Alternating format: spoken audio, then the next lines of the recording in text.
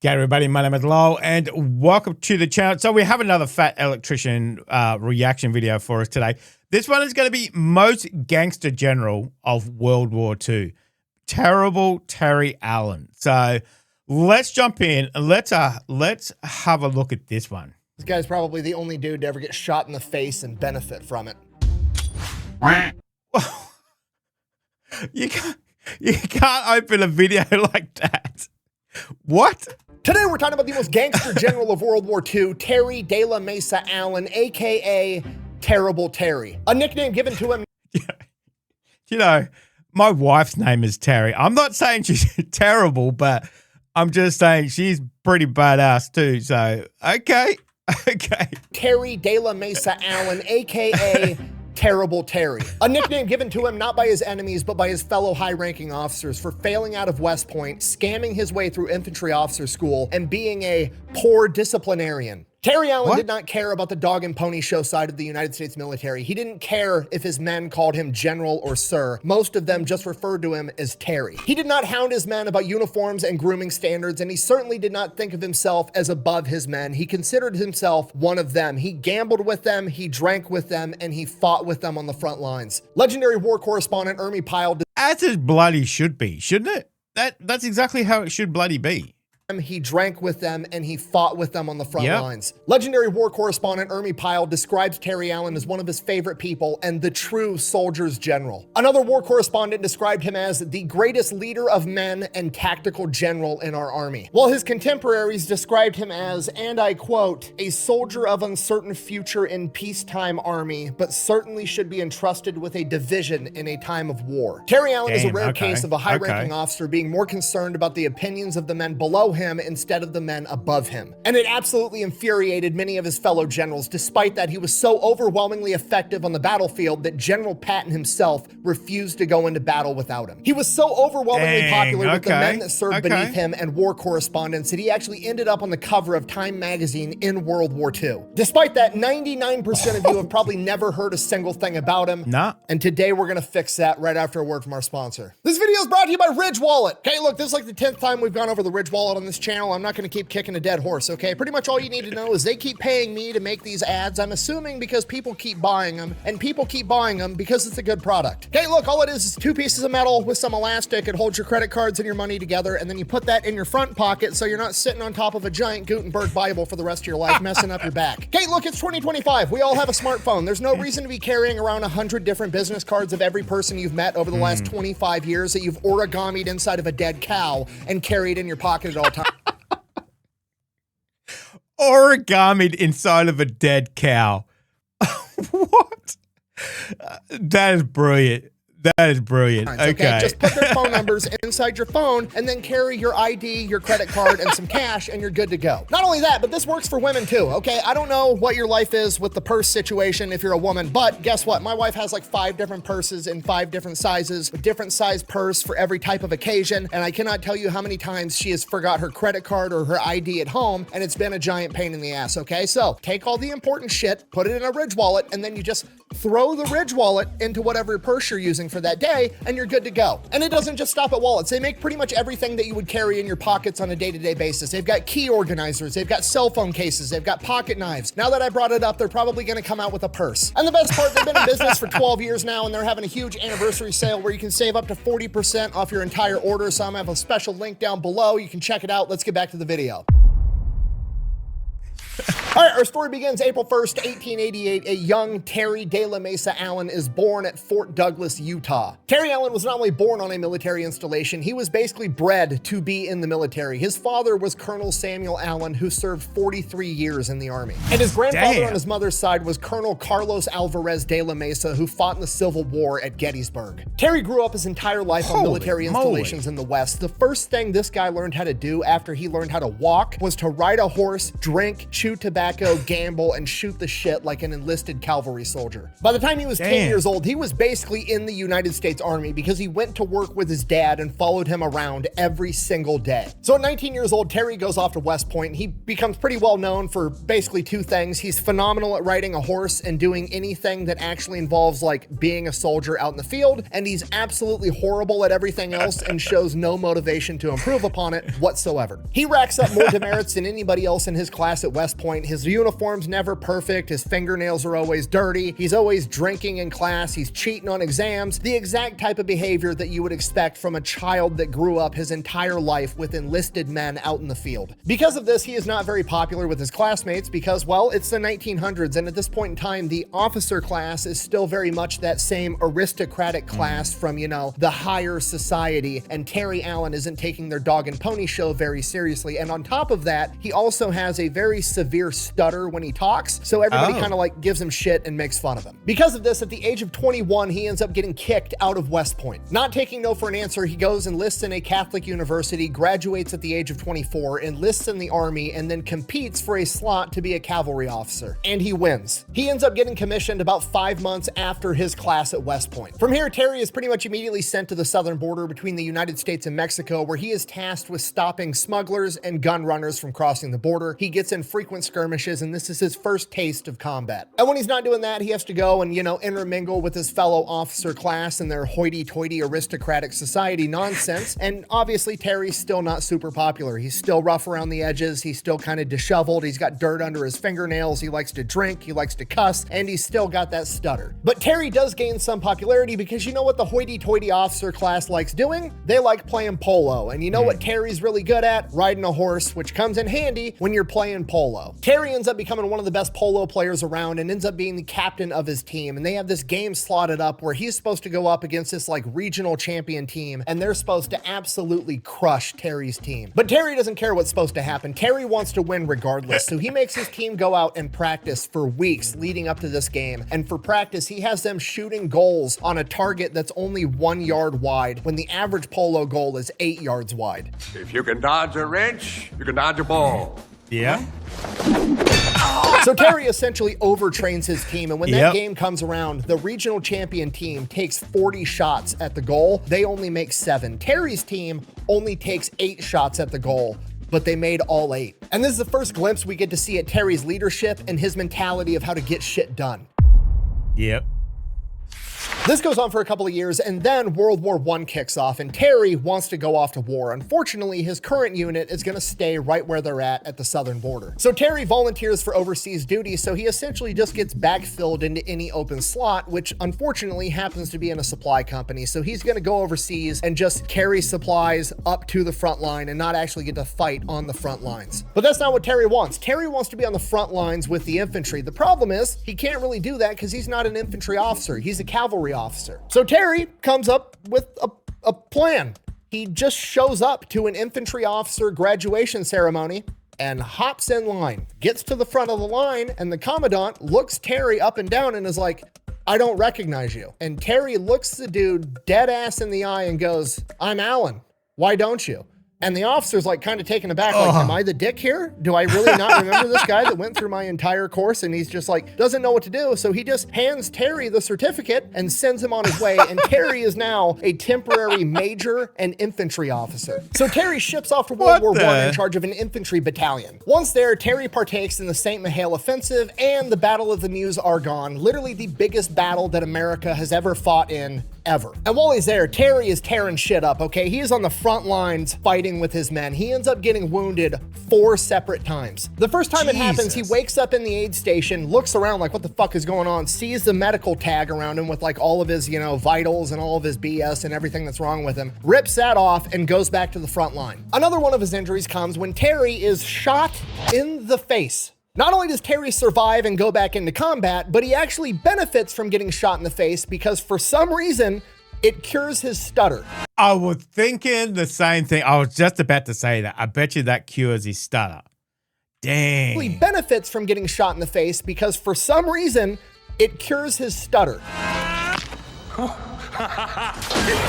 And this is really where we start to see the most gangster general start to come into play, right? Like getting wounded on the front line with your men and returning to combat before the doctor says you can. Pretty gangster. Getting shot in the face, surviving, and then returning to combat. Very gangster. But getting shot in the face and having the old adage, what doesn't kill you make you stronger, actually apply, because you not only survive, you not only return to combat, but you show back up and you suddenly speak better is undeniably the most gangster shit that's ever happened ever. As World War I continues to go on, Terry gets more and more comfortable in combat. This is where he really thrives, and he's starting to get a lot of ideas of his own. And one of the things he comes up with is like, why the fuck are we fighting in the daylight? You know what I mean? Like, let's fight at night where nobody can see shit. It's pure chaos, and Americans thrive in chaos. So one day, Terry gets ordered to take a position, and the estimated casualties of taking this objective are gonna be like 200 to 300 men. So Terry is like, fuck that. You know what we're gonna do? Instead of attacking tomorrow when we're supposed to attack, we're gonna attack tonight when it's dark. Okay, now at this point, that's not how you conduct warfare, okay? Not a lot of people are launching night attacks in trench warfare, but you know what? Terry just showed back up after getting shot in the face, and now he speaks better. Fucking, I'll follow that guy in any amount of combat anywhere. And that's pretty much how all of his men felt, except for one company commander. This company commander is like, no, we can't do that. We need to follow orders. We need to do exactly what we're told. We can't attack at night. You're gonna get us all killed, yada, yada, yada. Finally, Terry just gets fed up of hearing this dude, pulls out his pistol, and shoots him through the ass cheek. Terry then looks at this company commander and says, and I quote, "There, you're out. You're wounded." Thank you. You're welcome. Company commander goes to the aid station. His XO takes over. They launch this night attack. What they take the the- objective, and they only lose 20 men. So night combat was outrageously effective for Terry and his men, but shortly after that first night combat, the war ends up coming to an end. Terry would later go on to write, and I quote, "I wish the war hadn't stopped when it did. It's a damn shame. I was just beginning to get good ideas about commanding infantry battalions. I wish I could go back to the front and try them out." Regardless, the armistice is signed. World War I is over. Terry ends up staying over in Europe until 1920 as part of the occupation army. And somewhere along the lines, he ends up, playing polo against the British. And then he ends up, being friends with some of the British officers. And he has this one officer that he ends up being pretty good drinking buddies with. And this particular officer's name was Edward VIII, as in like the Prince of Wales and future King Edward VIII, and Terry had no fucking idea until after the fact. So just to recap on Terrible Terry in World War I, literally scams his way into becoming an infantry officer, successfully leads an entire battalion into combat, earns a Silver Star, earns a Purple Heart, gets shot in the face that fixes his stutter, and then becomes drinking buddies with the fucking King of England. Terry's the main character. I don't know what to tell you. Dang. So Terry returns to the United States, loses his temporary rank of major, gets busted back down to captain. He didn't do anything wrong. This was just standard practice. He only had the rank of major because it was like a time of war and that's what had to happen. So Terry gets back home, gets settled in, and then in 1922, he gets called into his boss's office, and his boss, this colonel, explains to him that there's this famous rodeo promoter named Tex Austin and the Cattle Association, and they want to put on a competition between an actual cowboy and a cavalryman because there's been this huge rival between the two at who's a better horseman for like 100 years. They want it to be a long distance 300-mile race where each rider is only allowed to use one horse. So Terry asks the colonel who's going to compete for the army, and the colonel says, "You are, and you're gonna win." And he's gonna be competing against his legendary cowboy known as Key Dune. He was a former wagon boss in the Old West. He's just a complete legend, and everybody is expecting whoever the army puts up to get absolutely smoked by this guy. And that's why it's a cattle congress and a rodeo promoter putting the whole thing on. They want to show that cowboys are better than the United States military. Unfortunately, they don't know that the US Army has Terry Allen, and he's the main character. So the media and the newspapers hype this up. The entire world is watching. The very first day, Terry clears over 50 miles and the cowboy barely hits 30. Terry's getting telegrams and updates on the race of where he's at, where the cowboy's at, how many miles are left to go every single night. And Terry is so far ahead the entire time that by the third day, he decides that he has time to stop at a diner and have breakfast. The waiter, striking up casual conversation, asks Terry if he's heard about this crazy race going on between the legendary cowboy Key Dune and some army guy. And he goes like, "I'm sure the army guy is really good, but he doesn't stand a chance against a real cowboy," to which Terry informs him, "Well, first off, my name's Terry Allen. I'm the army guy, and last I checked, I'm pretty far ahead of him." The restaurant ends up paying for Terry's breakfast for him, and then later that day, Terry receives a telegram that Key Dune ran into trouble and he couldn't get feed for his horse one night. Now, on one hand, that's good because Terry's definitely going to win now because this guy's horse might actually die without getting the proper care it needs, but on the other hand, not exactly how Terry wants to win. So Terry sends a telegram back saying that they need to send an army car with feed and water and everything his horse needs to Key Dune, and that's exactly what they do. They keep Key Dune in the race just so Terry can beat him fair and square. Okay, this is a double win. It's actually genius on Terry's part because on one side, he gets to look like a class act. On the other side, he's preemptively shutting up all the typewriter warriors that are going to be like, "Buh! He actually only won because that guy couldn't get feed for his horse. It was a fluke. A real cowboy's still better than army cavalry. Buh." No, Terry's shutting all that shit out of the gate, and he's gonna beat this guy fair and square. And that's exactly what he does because he ends up beating Key Dune by over 7 hours. For the rest of the interwar years between World War I and World War II, Terry is pretty much just training and really defining the doctrine for what a cavalry soldier is supposed to be doing on the battlefield. You have to realize at this point in time, warfare on horseback is outdated, but nobody really knows that yet, right? Like, they're going to get replaced by tanks and trucks, but World War I, tanks were just introduced. They were very simple things. It was just a big metal box with guns on it where you could pretty much just drive straight. They didn't have radios inside of them. They couldn't coordinate attacks. So a lot of people didn't understand the real potential with mechanized warfare. So a lot of people were still under the impression that horse warfare was still going to be very prevalent in the future. During this time, Terry literally rewrote the cavalry field regulations while he was at Fort Riley. He then went on to write a literal book about it that got published in the 1930s called Reconnaissance by Horse Cavalry Regiments. While all that was going on, he served as the assistant commander in 3 separate divisions where it was said that he, and I quote, succeeded in convincing all of his charges that they were the best outfit in the army. Again, this speaks to Terry's unorthodox but truly exceptionary leadership skills.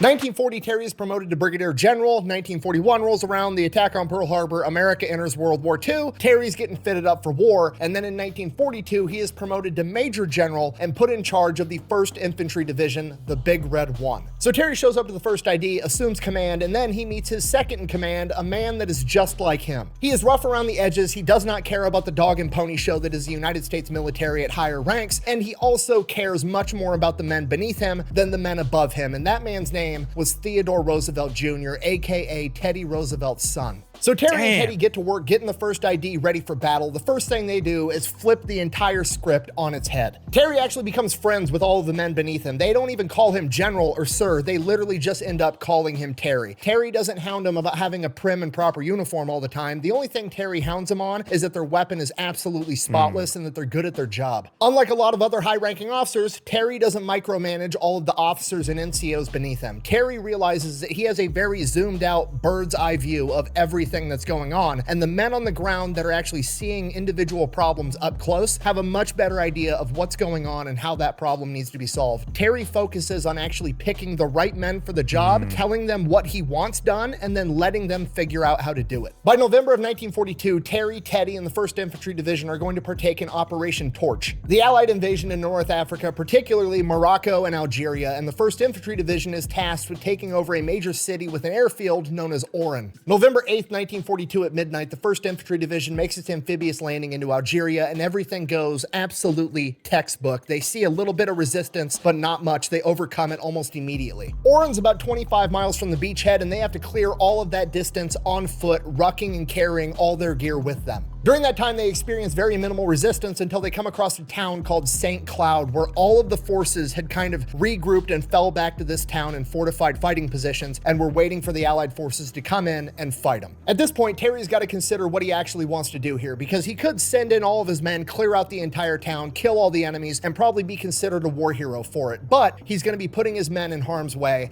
and there's nothing of strategic value inside of St. Cloud. His objective is to take over the city of Oran, and he doesn't need St. Cloud to do it, and he's not going to put his men in harm's way for no reason. The next thing he could do is bombard it with artillery, but there's a bunch of civilians that live in that town too, so that option is also out. So Terry takes one of his battalions, fortifies it, and has them surround the town so the enemy can't get out, and then launch a counterattack later, and continues to move the 1st Infantry Division towards the objective. Okay, this is brilliant. This is literally what the Marines did in the Pacific Theater with the island hopping strategy, except Terry is doing it in North Africa with entire towns. Now remember, this is 25 miles miles they have to walk to Oran, carrying all their shit after landing on a wet beach, probably being soaked, okay? This is gonna be a jaunt and a half. It's gonna be exhausting, and it's gonna take time. The first ID moves all through the night, all through the day of November 9th, and Terry is pushing his men to the point of exhaustion. On the morning of the 10th, Terry is up on the front line with his men after everybody's been walking for a day and a half, and as he's patrolling the front line, seeing how everybody's doing, he comes across this utterly exhausted rifle company that's taking shelter inside of a ditch next to a road because there's some stray artillery fire coming in. So Terry walks through the ditch, gets on the other side, and he's standing, and he can see the city of Oran off in the distance, and he's looking around, he's looking at the faces of his men. He knows they're exhausted. The men are looking back at him like, okay, here it comes. We're about to get our ass chewed because we're taking a break.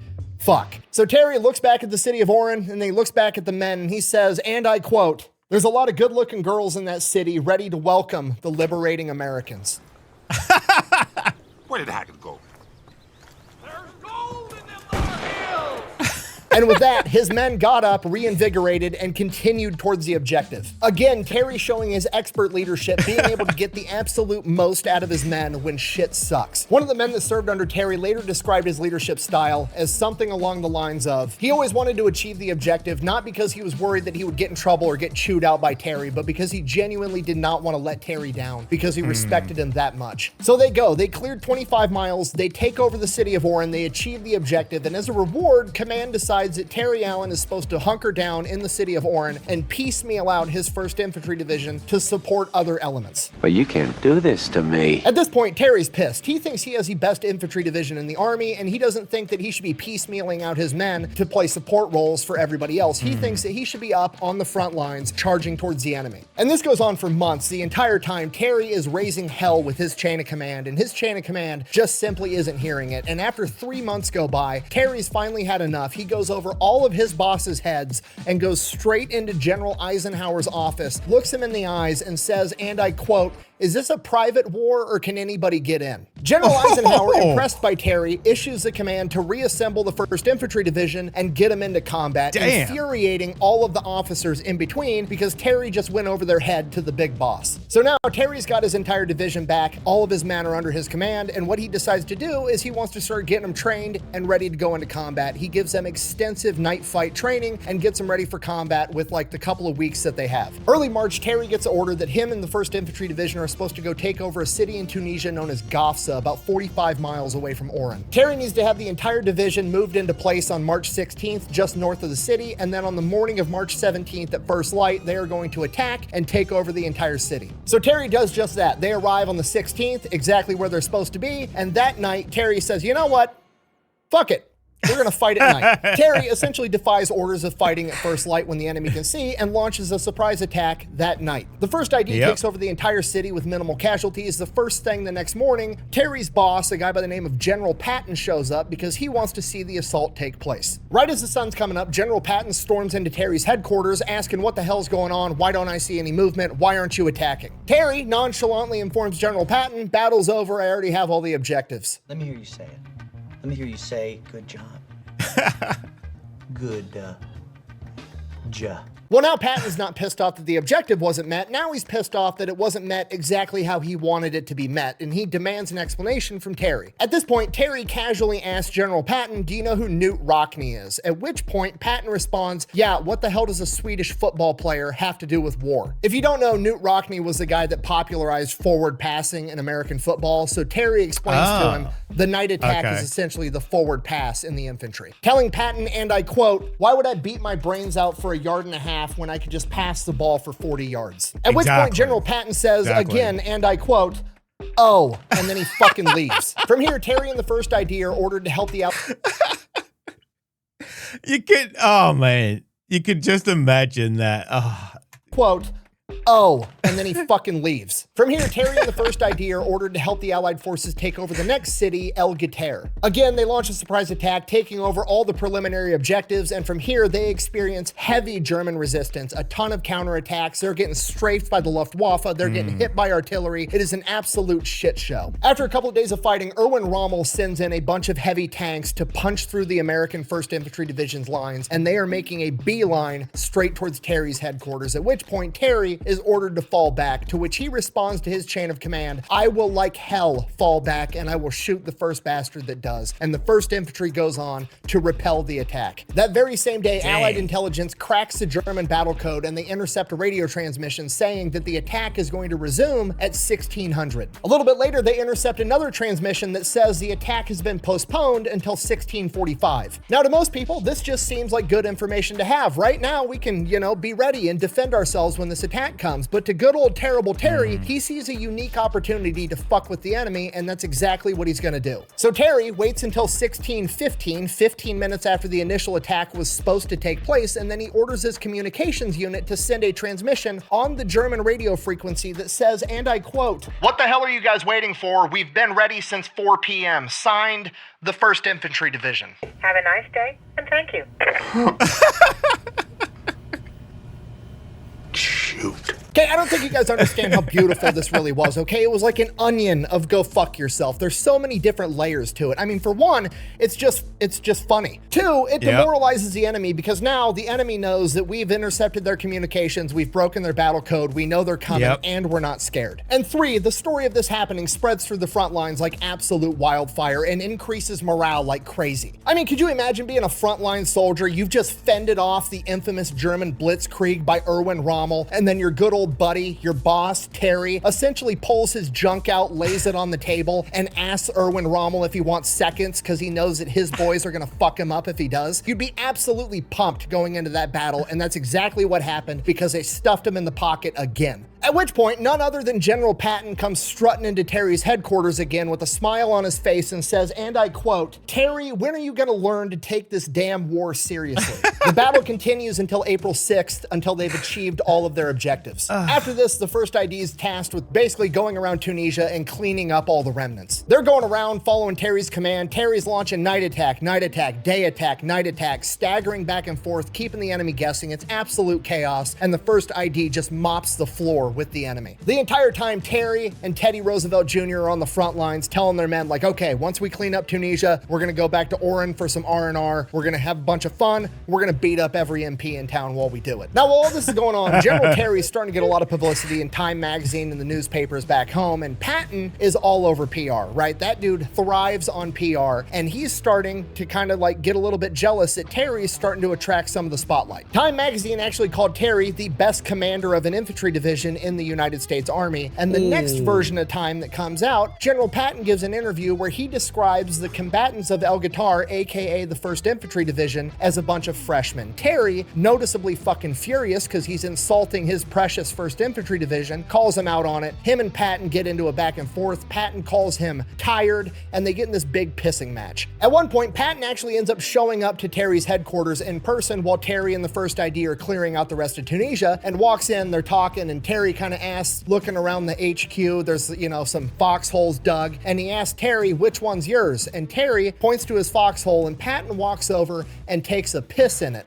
At which point, Terry's bodyguards click the safeties off their Tommy guns, and Patton realizes, oh fuck, I might have took this too far. And Patton quickly scurries out of Terry's HQ and fucks off. So Terry is absolutely not getting along with his contemporaries and the men above him in the chain of command, but at the end of the day, he really doesn't care what the people above him think about him. He wants to get the job done and take care of the men below him, and that's exactly what he's doing. He's not gonna let some big name talk down to his men just so they can get more press. But it's not just Patton. Omar Bradley also does not really like Terry Allen, because Omar Bradley shows up to see how the 1st ID's doing, and what he notices is, unlike all the other infantry divisions that are, eating cold food out of a can, every time he shows up to the 1st ID front lines, their chow halls are full of fresh beef because apparently they fucking found some on the battlefield. And this is apparently a big deal because they were all ordered to not eat the local livestock for fear of getting people sick, but also just fucking cook the meat. People have been doing this for tens of thousands of years. It's worked fine the entire time. General Terry's gonna bend the rules to get his guys some warm food and take care of them because that's just the type of guy he is, but Omar Bradley interprets this as him being a poor disciplinarian and being lax on all the policies, so Omar Bradley doesn't really like him either. Regardless, the 1st ID finishes clearing out the rest of Tunisia, and then they go back to Oran for some much needed R&R.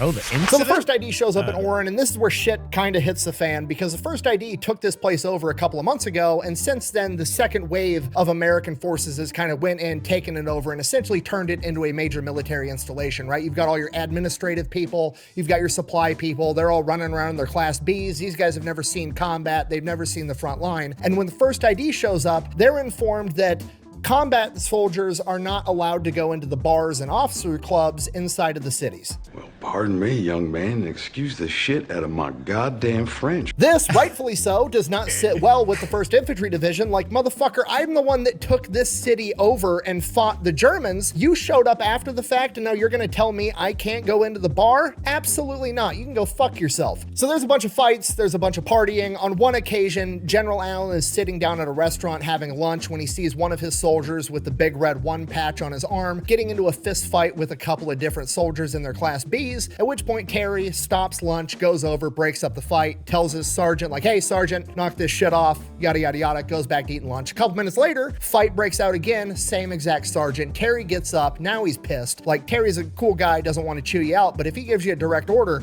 you better fucking listen. So Terry grabs his sergeant and he's like, Sergeant, I thought I told you to not fight. And the sergeant looks at Terry and goes, General, you didn't hear what they said about the 1st Infantry Division. They said we couldn't fight our way out of a wet paper bag. At which point Terry looks this NCO in the eyes and goes, all right, get back in there. And then proceeded to go back and eat his lunch while he watched this NCO beat up a couple of paper pushers. So it's definitely a shit show going on here, but by the time all this information reaches Eisenhower, all he sees is the word riot written on a piece of paper. He calls Omar Bradley into his office, chews Omar Bradley's ass. Omar Bradley basically blames all of it on Terry Allen, saying that he's a poor disciplinarian and that he's not doing a good job manning his men. So Omar Bradley basically hatches a plan that he's gonna try to get Terry Allen relieved of command. The problem is they're about to go invade Sicily, and despite the fact that Terry Allen and Patton don't really like each other, Patton finds out that they're going to not let the 1st Infantry Division partake in the amphibious landings at Gela, at which point Patton says, no, I need those 1st Infantry sons of bitches, I won't go without them. So General Patton essentially ends up keeping Terry in the fight, not because he likes him, but because he recognizes that he needs him, because Terry Allen is that fucking good. So July 10th, 1943, Operation Husky kicks off, the amphibious landing in Sicily, and the 1st Infantry Division is landing at Gela, and they need to take it over. It is heavily fortified, and it is a tough fight the entire time, but Terry gets his men, and they establish this beachhead, and they start moving forward. On the second day of fighting, Terry's back at his headquarters, and Teddy is out on the front line, and where Teddy's at gets overrun by Hermann Göring's tanks. They attack with 60 German tanks. At this point, Terry doesn't have any tanks to send to go fight him, and he doesn't have enough anti-tank in his infantry to be able to do anything. So Terry, thinking fast, orders Teddy to have the men bed down, let the tanks roll right over the top of their fortified positions, and then once the tanks are past them, fight off all the infantry that's going to be coming in behind them, and that's exactly what they do. But now Terry still has to figure out what to do with the 60 German tanks making a beeline straight towards him. So Terry sends the order out to his forward observers to get ready to call in for naval gunfire, and then he orders his artillery to lower the guns and, I quote, slug it out when the tanks come. And that's exactly what they do. Teddy and his infantry on the front line fend off all the German infantry, and Terry's artillery and naval gunfire takes out all the German tanks. By the end of that day's battle, Terry has lost a ton of men. His line is fractured. He's still got guys all over the place trying to hold on desperately to key terrain features. He's hurting bad, and he still can't get tanks up there. At this point, Terry realizes he needs to pull a Sun Tzu. He needs to appear strong when he's at his weakest, and he issues a single order in all caps: the division attacks at midnight. And that's exactly what happens. At midnight, they open up with naval gunfire and artillery. The 1st ID launches their night attack, catching the Germans completely off guard. And once the smoke settles, they realize that the Germans were gearing up to launch a major offensive the very next day. But the 1st ID and Terry Allen beat them to it, wiping them out and capturing all the objectives by sunrise. Terry Allen and the 1st ID have saved the day. However, we can't say that because we don't like Terry Allen because he takes care of his troops. So rather than crediting Terry Allen, Omar Bradley shifts the credit and gives it to Patton because it's technically Terry Allen's boss, saying, and I quote, General Patton's insistence on having the division for the assault may have saved the 2nd Corps from disaster.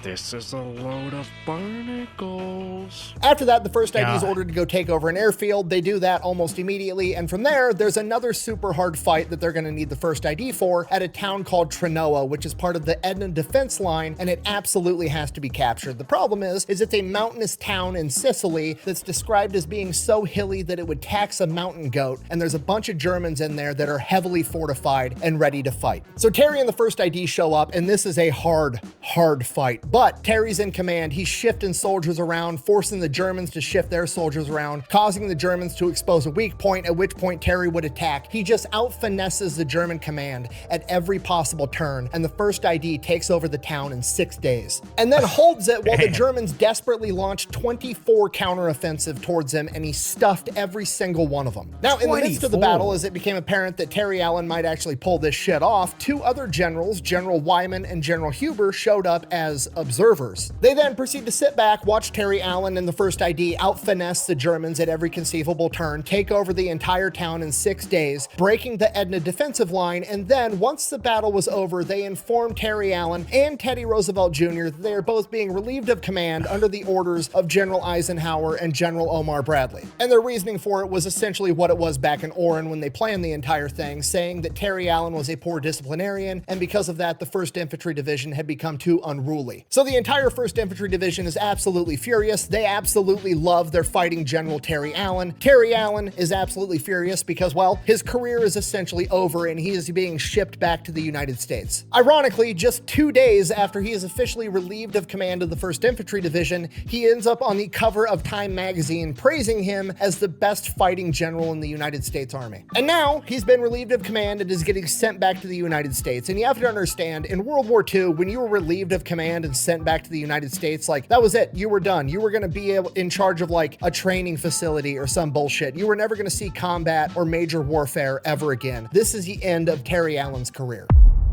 Damn. So Terry makes it back to the United States, doesn't really have orders. He's on rest and recuperation. And after 7 weeks, he receives a letter from General Eisenhower that says, and I quote, "I'm certain that after you've had your well-deserved rest from the battlefield, your experience and courage will command your assignment to equally, if not more important duty." I'm back, baby! Apparently, while Omar Bradley and Patton don't like Allen, Eisenhower still does, and he's the top dog. Because of this, both Terry and Roosevelt are given a second shot at command. Teddy Roosevelt Jr. is famously sent back overseas, where he partakes in the first wave landing of Utah Beach during D-Day, and Terry Allen is sent to Oregon, where he assumes command of the 104th Infantry Division, aka the Timberwolves. Terry assumes command in October of 1943, and for almost a year, he trains this unit to get ready for combat. They train all over the country. They train in Oregon. They train in California. They train at Camp Hyder for desert combat. They are ready for absolutely anything, and the entire time, Terry Allen dedicates 35 hours a week to night combat. And the Timberwolves become the first ever U.S. Army unit to specialize in nighttime operations. September 1944, Terry Allen and the Timberwolves make their way into northern France, fighting alongside British and Canadian units, most likely an effort to keep Terry Allen away from all the other United States generals. Once Terry gets in France, his first order of business is to go to the graveside of one of his best friends, Teddy Roosevelt Jr., the only general to land in the first wave of D-Day, who would pass away just 6 days later from a heart attack and be posthumously awarded the Medal of Honor.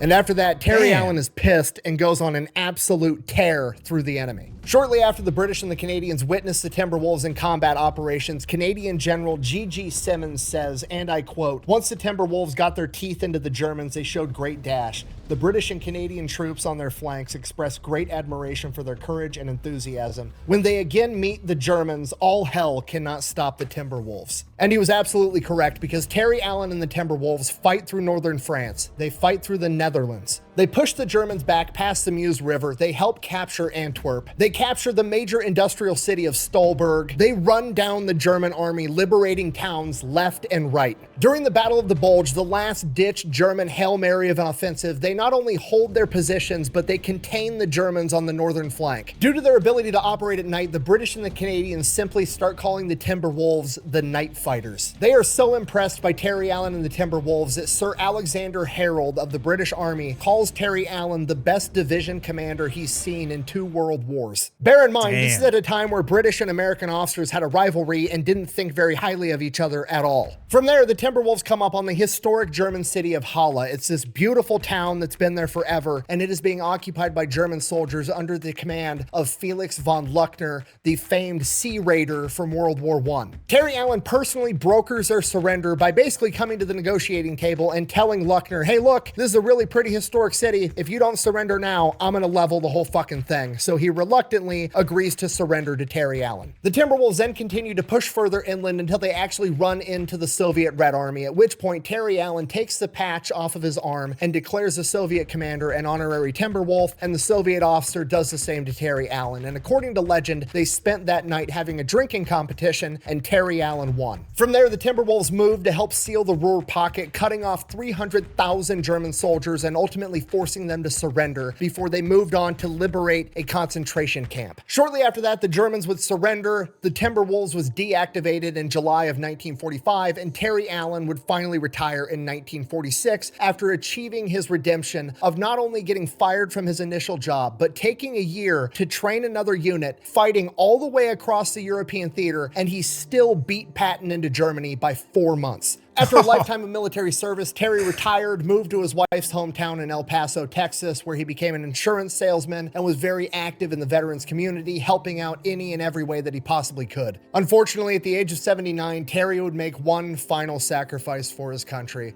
His 38-year-old son, Terry Allen Jr., was killed in combat in Vietnam, and Terry would pass away 2 years later at the age of 81. He is currently buried at Fort Bliss National Cemetery with his wife and his son. And that is the story of Terry de la Mesa Allen, aka Terrible Terry, the general that cared more about his subordinates than the opinions of his contemporaries, the man who legendary war correspondent Ermi Pyle described as the greatest leader of men and the greatest tactical general in the United States Army, and in my opinion, the most gangster general of World War II. Thank you for watching. Best way to support the channel is go buy some merch over at thefatelectrician.com. Quack bang, out. Dang. Shit pisses me off. Literally one of the greatest generals in American history, and nobody even knows his name. Hopefully this video helps with that at least. See you later.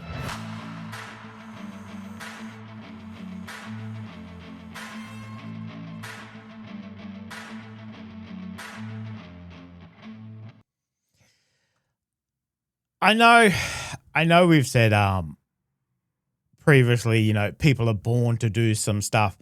Man, Terry Allen literally was born to do this, you know, born in, you know, on a military facility.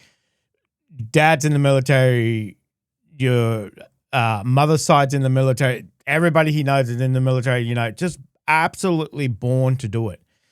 You know, survive World War One, back into World War II, and then just kicking ass every time. It's just like, God. And you always come across, you know, those people that think they know better, you know, generals and whoever else above think they know better. You know, I'm surprised, you know, we actually won the bloody war with all the bloody hindrance that they caused. But man, Terry Allen, what a general, you know, that, as I said, you know, that's how it should be. You know, you should fight with your men. You should, you know, eat with your men, be with your men. There shouldn't be that division, you know. Terry was one of those real ones, you know, don't say anything bad about his men, that's for sure. So, and in turn, you know, the men felt the same about him. But, man, absolutely fantastic. Crazy story, you know. It's one of those things, it's like a simple solution, fighting at night. Nobody would, you know, think of it. But, you know, fighting in combat used to have those gentleman rules and whatever. Oh, you can't do that. You can't do that. That's not the way we fight, you know. But, you know, it just takes those fresh eyes for somebody to come in and go, hey, why don't we just do it this way? It'll be much easier. So it is war after all, you know, it is war. So, but crazy story. fantastic story. So, man, what a, as I said, you know, somebody actually born to do it. Crazy stuff. So let me know what you thought of that one, guys. Thank you very much for joining me. Remember, I'll put Nick's information down in the description. If you haven't already checked out his channel, definitely go and check out the Fat Electrician, guys. Thank you very much for being here. Make sure you stay safe, and I will definitely see you in the next reaction video. Oh, you're still here? You want more content? Why don't you check out my Patreon down here? You'll get plenty more content and some exclusive videos over there too. If not, why not check out this one over here?